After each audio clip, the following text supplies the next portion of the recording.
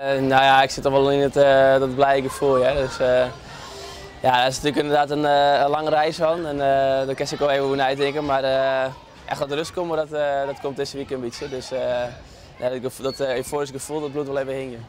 Arune Sneijn helle Epke 16,25 punten in China. Hij zet een fantastische oefening del en die 2 keer 2 vlechtelementen.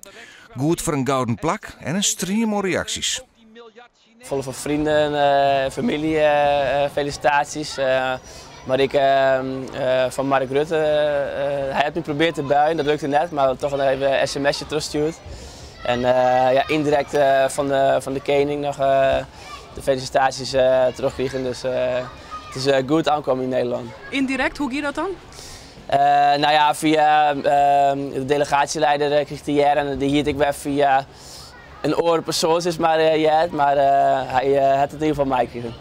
Takumi is er nog een paar grote uitdagingen te wachten zien, zoals het WK in Glasgow, dat ik de tegenwichtige Olympische tickets willen willen kennen. Epke is net benauwd voor de hege verwachting die al die titels mij brengen. Die verwachting is sinds Londen denk ik elke keer wel aanwezig. Als er een gouden plak op de Olympische Spelen helft, dan zal het ook wel gebeuren op het WK. Dus, dat gevoel heerste er wel. Dus eigenlijk vanaf dat moment ziet de druk wel aardig op. En ja, nou is het onderhand dat 2 jaar achter elkaar lukt om kampioen te worden. Dus wat dat betreft leer ik op deze manier wel op mij omgaan.